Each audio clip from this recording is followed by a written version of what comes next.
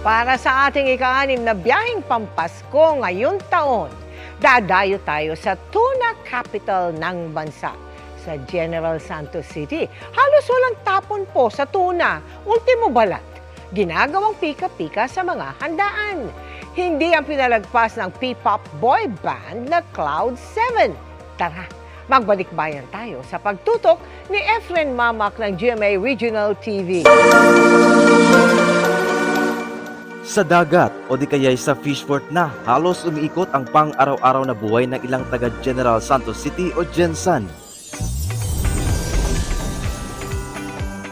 Ang lungsod ang largest producer ng dekalidad na canned at fresh tuna sa bansa, kaya ito ang tinaguriang tuna capital of the Philippines. Pero pagpasok ng buwan ng Disyembre, ang ilan sa Plaza General ang punta.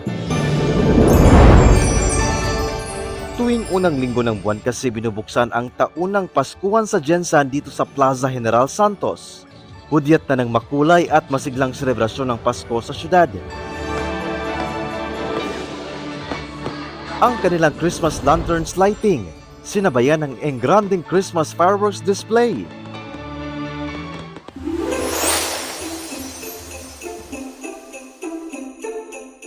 Mayroon ding iba't ibang nagliliwanag at makukulay na pamaskong pailaw. Pero ang talagang atraksyon dito ay ang mga Christmas lanterns display na tila nag-around the world ka. Gawa ito ng 26 barangays sa Gensan. Ang mga display, mga iconic landmarks at attraction sa iba't ibang bansa.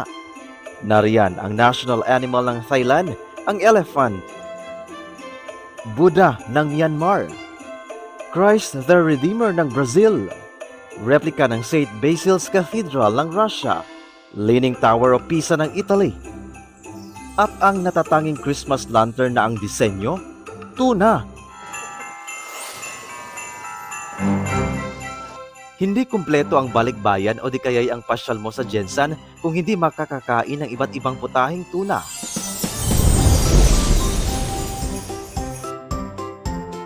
Pero may isang parte ng tuna na hindi madalas pinapansin, ang balat.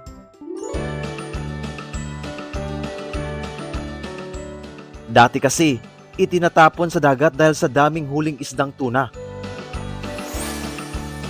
Kaya sina Feli at Chef Carl, naisipan nila itong gawing chicharon na perfect pampika-pika sa mga Christmas party o reunion at pampasalubong na rin. Una, hugasan ng tubig ang balat nito. Tanggalin ang laman at kaliskis. Tita Feli, ano kaya yung parang sikreto para mas masarap yung mga niluluto ng pagkain tulad ng tuna at chicharon? Actually, ang sikreto talaga ng isang chef, no, pag nagluluto ng kahit na anong lulutuin, is yung passion mo of cooking and of course with love.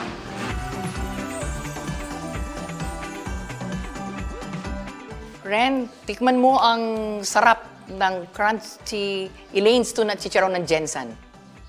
Tikman natin. Ang sarap! Ang ating tuna chicharon ay ipapatikim natin sa sparkle artist na Cloud7 na nandito sa Gensan.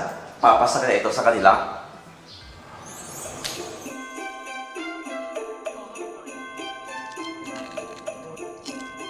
Tila pasado sa panlasa ni na Lucas, Johan, Egypt, Cairo, Migs, PJ and Fian ng youngest P-pop group na Cloud7 ang lasa ng tuna chicharon.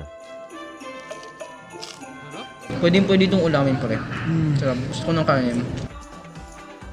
Ganito ang Pasko, Pasko ng Pilipino. Ganito ang Pasko, magkakasama tayo.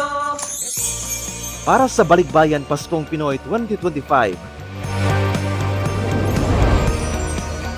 ako si Efren Mamak ng GMA Regional TV, nakatutok 24 oras.